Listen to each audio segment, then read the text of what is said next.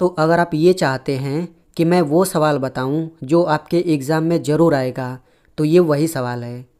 यानी कि माध्यक निकालने के लिए एक सवाल आपके बोर्ड एग्ज़ाम में हर साल पूछा जाता है, और वो भी 4 अंकों का। तो हम कह सकते हैं कि इस साल भी पूछा ही जाएगा।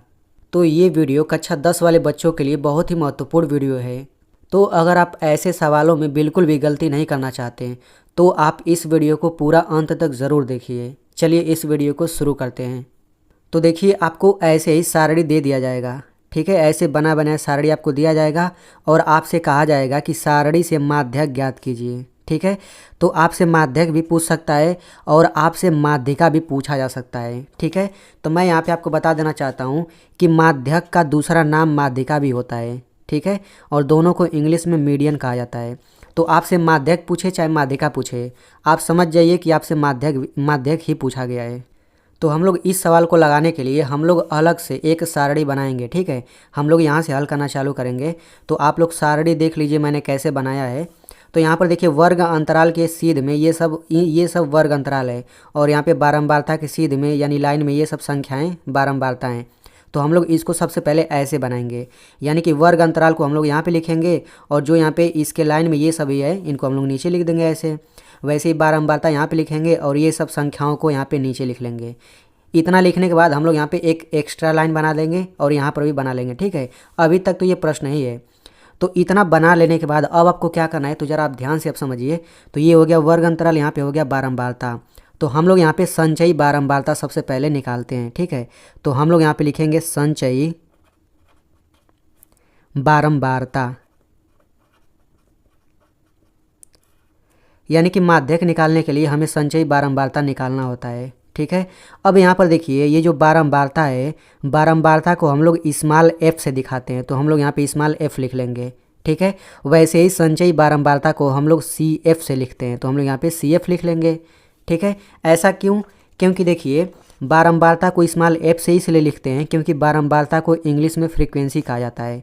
तो अगर आपको ये याद है तो आपको ये ऑटोमेटिक याद हो जाएगा। वैसे ही संचयी बारंबारता को सी एफ से क्यों दिखाते हैं? क्योंकि संचयी बारंबारता को इंग्लिश में कुमुलेटिव फ्रीक्वेंसी कहा जाता है, और पहला अक्षर सी और एफ लिया गया है तो सी एफ हो गया है, ठीक है। और यहाँ पे आप लोग देख सकते हैं कि माध्यक का ये सूत्र होता है। तो सबसे पहले हमें इन्हीं सब को निकालना पड़ेगा, उसके बाद हम लोग सब मान इसी में रखेंगे, फिर कैलकुलेट करेंगे तो आंसर आ जाएगा। तो बारंबारता को हम लोग स्मॉल एफ से लिख लेंगे और संचयी बारंबारता को सी एफ से लिख लेंगे, ठीक है ना। अब देखिए, संचयी बारंबारता हम लोग कैसे निकालेंगे, तो इसी बारंबारता से ही संचयी बारंबारता निकलेगा। पहला यहाँ पे 5 है ना, तो हम लोग यहाँ पे 5 लिख लेंगे, ठीक है। उसके बाद आपको क्या करना है, उसके बाद आपको तिरछा जोड़ना है। तो हम लोग इन दोनों को जोड़ेंगे, तो 4 और 5 जोड़ेंगे क्या हो जाएगा, 9 हो जाएगा। अब हम ऐसे जोड़ेंगे तो 9 और 13 जोड़ेंगे कितना हो जाएगा, ये आपका हो जाएगा 22। फिर आप लोग तिरछा जोड़िए, तो 20 और 22 जोड़ेंगे क्या हो जाएगा, 20 और 22 जोड़ेंगे तो ये आपका हो जाएगा 42, ठीक है। अब हम लोग क्या करेंगे, फिर ऐसे जोड़िए तिरछा, तो 42 और 8 जोड़ेंगे तो ये आपका हो जाएगा 50। फिर हम लोग ऐसे तिरछा जोड़ेंगे तो 10 और 50 जोड़ेंगे क्या हो जाएगा, 60 हो जाएगा। तो देखिए, ये सब संचयी बारंबारता है, ठीक है, और ये सब बारंबारता है। तो आप इसमें एक चीज़ आप देख सकते हैं कि संचयी बारंबारता में संख्याएं देखिए बढ़ रही हैं। सबसे पहले 5 था, फिर 5 से बड़ा 9 आ गया, फिर 9 से बड़ा 22 आ गया, फिर 22 से बड़ा 42, ऐसे बढ़ते बढ़ते 60 तक। सबसे बड़ा 60 यहाँ पे आया है, ठीक है। अब हम क्या करेंगे, अब हम इन सभी बारंबारताओं को जोड़ेंगे। तो इन सब को जोड़ने पर क्या आएगा, 5 4 9, और 9 में 13 जोड़ेंगे 22 हो जाएगा, 22 20 42, 42 8 50, 50 10 60। तो इन सब को जोड़ने पर यहाँ पे 60 आ जाएगा, ठीक है। अब मैं यहाँ पे आपको बताना चाहता हूँ कि इन सब को जोड़ने पर जो यहाँ पे आएगा ना, वही यहाँ पर भी आएगा। तो आप लोग इन दोनों को मिला लीजिएगा। अगर ये दोनों अलग अलग आ रहा है, इसका मतलब आपने कहीं ना कहीं गलती ज़रूर किया है। तो इतना आपको पता होना चाहिए कि ये और ये दोनों बराबर होगा, ठीक है। तो जोड़ने के बाद 60 आ गया ना, तो यही तो n होता है, ठीक है, यही n होता है, इसी को n से दिखाते हैं। तो देखिए, माध्यक निकालने के लिए सबसे पहले हमें n ही निकालना पड़ता है। तो यहाँ पे n निकल गया है, तो सबसे पहले हम लोग यहाँ पे n लिख लेते हैं, ठीक है। तो हम लोग यहाँ पे लिखेंगे n बराबर 60, ठीक है। अब देखिए, सूत्र में ज़रा हम लोग देख लेते हैं। तो सूत्र में देखिए, यहाँ पे सूत्र में n/2 है। तो सबसे पहले हम लोग n/2 ही निकालते हैं, ठीक है। तो अगर हम यहाँ पे बटा 2 करेंगे तो हमें इधर भी बटा 2 करना पड़ेगा। तो n/2 बराबर हो गया 60/2। अब 60/2 को हल कर लेते हैं। तो बटा 2 का मतलब होता है आधा, यानी कि 60 का आधा करेंगे क्या आ जाएगा, 30 आ जाएगा। यानी कि n/2 बराबर क्या आ गया, 30 आ गया। ठीक है, तो ये आप लोग 30 ज़रा ध्यान से देखते रहिए। ठीक है, अब हम क्या करेंगे, ये जो 30 है ना, इससे बड़ा संख्या हम लोग खोजेंगे संचयी बारंबारता में। ठीक है, तो देखिए यहाँ पर संचयी बारंबारता है, तो इस संचयी बारंबारता में हमें 30 से बड़ा संख्या खोजना है। ठीक है, तो ये बताइए 30 से बड़ा ये 5 है क्या, नहीं। 30 से बड़ा ये है क्या, नहीं। 30 से बड़ा ये है क्या, नहीं। हाँ, लेकिन ये 30 से बड़ा ज़रूर है। ठीक है, तो ये 30 से बड़ा है। अब आगे सब 30 से बड़ा मिलेगा, लेकिन पहला वाला 30 से बड़ा लेना है। ठीक है, अब हम क्या करेंगे, इसी लाइन में हम लोग यहाँ पे बढ़ जाते हैं। तो अब ये जो आया ये वाला संख्या, यही तो आपका बारंबारता, यही f है। चूँकि यहाँ पे देखिए सब f का मान रहेगा ना, तो ये f हो जाएगा। अब ये जो आपको वर्ग अंतराल है, इस वर्ग अंतराल को हम लोग बोलेंगे माध्यक वर्ग। ठीक है, तो ये हो गया माध्यक वर्ग और ये हो जाएगा बारंबारता, इसको हमने f से दिखा दिया। और यहाँ पे देखिए लाइन, यहाँ पे लाइन इधर गया है, तो ये आपका हो जाएगा CF हो जाएगा, यानी संचयी बारंबारता। यानी कि यहाँ पे मैंने CF लिखा है ना, तो इन्हीं संख्याओं में से ये वाला संख्या CF हो जाएगा। और देखिए ये f, ये सब f है, लेकिन इसमें से हमें f यही वाला लेना है। ठीक है ना। अब देखिए कई लोग गलती यहाँ पे ये कर सकते हैं कि इसको CF बोल सकते हैं, लेकिन आप लोग ऐसा गलती मत करिए। ये संख्या मिलने के बाद इसी के लाइन में ये f हो जाता है और ये माध्यक वर्ग हो जाता है, और यहाँ पे देखिए लाइन ऊपर गया है, तो ये CF हो जाता है। ठीक है, तो देखिए इस प्रकार से n/2 30 आ गया है। ठीक है, और यहाँ पे f बराबर 20 भी हमें पता चल गया, और यहाँ पे CF बराबर 22 पता चल गया। CF बराबर 22 आ गया है। ठीक है, और यहाँ पे ये क्या है, ये आपका है माध्यक वर्ग, तो हम लोग यहाँ पे लिख लेंगे कि माध्यक वर्ग। तो माध्यक वर्ग क्या हो जाएगा, माध्यक वर्ग हो जाएगा 30-40। ठीक है, तो माध्यक वर्ग हो जाएगा 30-40। और यहाँ पे मैं आपको बता देता हूँ, देखिए कभी कभी सवाल आपसे बहुविकल्पी भी पूछा जाता है, तो आपको केवल ऐसे सारणी दे दिया जाएगा और आपसे पूछा जाएगा माध्यक वर्ग क्या होगा। तो माध्यक वर्ग आप लोग ऐसे निकालेंगे। ठीक है, लेकिन हमें तो यहाँ पे पूरा माध्यक निकालना है। तो देखिए ज़रा यहाँ पे सूत्र में यहाँ पे n/2 था, तो n/2 हमने निकाल लिया 30, और यहाँ पे CF था, तो CF भी हमने निकाल लिया 22। यहाँ पे f भी हमने निकाल लिया क्या, 20।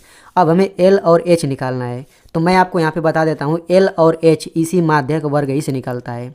ठीक है, L क्या होगा, L जो होगा इनमें से छोटी संख्या L होगा, यानी L बराबर 30 हो जाएगा। और H क्या होगा, H होगा इन दोनों का घटाना, यानी कि 40 में से 30 घटाएंगे क्या आ जाएगा, 10 हो जाएगा। ठीक है, तो इस तरीके से हमने सभी का मान निकाल लिया। अब हम यहाँ पे सूत्र लिखेंगे और उसी में सबका मान रखेंगे।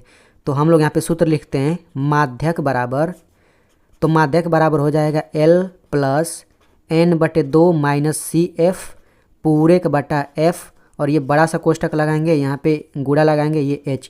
तो आपको ये सूत्र किसी भी कीमत पे याद कर लेना है। ठीक है ना। तो यहाँ पे चलिए सभी का मान रख लेते हैं, तो L बराबर क्या हो जाएगा, 30 हो जाएगा, तो यहाँ पे हम लोग 30 लिख लेते हैं, फिर प्लस। अब यहाँ पे देखिए n/2, तो इस n/2 के जगह पे क्या लिखेंगे, 30 लिखेंगे, तो ये हो जाएगा 30 माइनस CF, तो CF बराबर क्या लिखेंगे, 22, तो ये हो जाएगा 22, फिर बटा F बराबर क्या हो जाएगा, 20, तो हम लोग यहाँ पे लिख लेंगे 20, और ये पूरा कोष्टक के अंदर है, तो कोष्टक के अंदर करिए, फिर गुणा लगा दीजिए। H क्या है, 10 है, तो यहाँ पे हमने 10 रख दिया। तो देखिए हमने सभी का मान रख दिया, तो यहाँ पे सब संख्याएं आ गया। अब हम इसको केवल कैलकुलेट करेंगे, हमारा आंसर आ जाएगा।